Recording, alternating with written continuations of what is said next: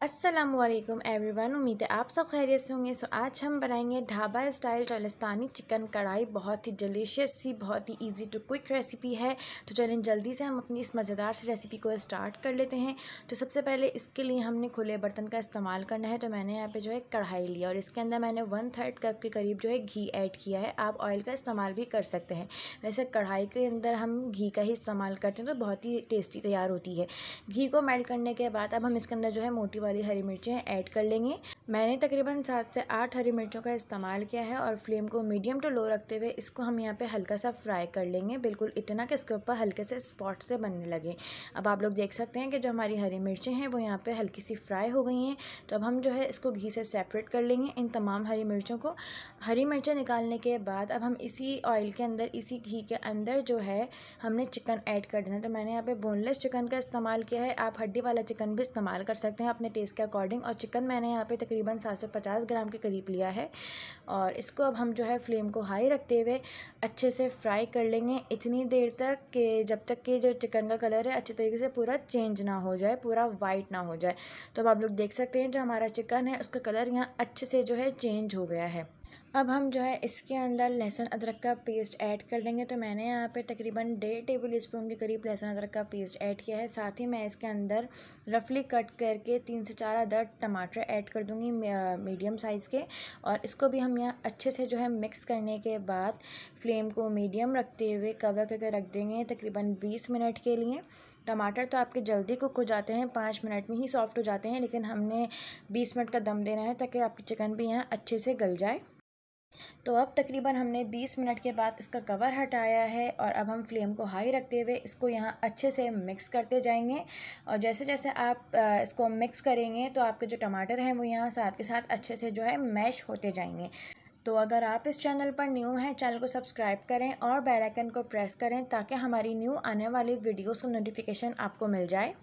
तो जब टमाटर यहाँ अच्छे से मैश हो जाए और आपका सालन जो है इस कंडीशन में आ जाए तो फिर हम इसके अंदर जो है दही ऐड करेंगे। तो मैंने यहाँ पे तकरीबन 250 ग्राम के करीब फेंटा हुआ दही लिया है।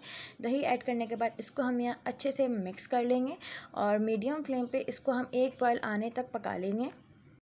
तो अब आप लोग देख सकते हैं दही ऐड करने के बाद यहाँ पे अच्छे से एक बॉयल आ गया है। और एक चीज़ मैं यहाँ पे मेंशन करना भूल गई हूँ कि अगर आपकी फैमिली को टमाटर के छिलके नहीं पसंद खाने में तो आप लोग टमाटर जो है पील करके इसमें ऐड कर सकते हैं, जो कि मैं यहाँ पील करना भूल गई थी टमाटर को।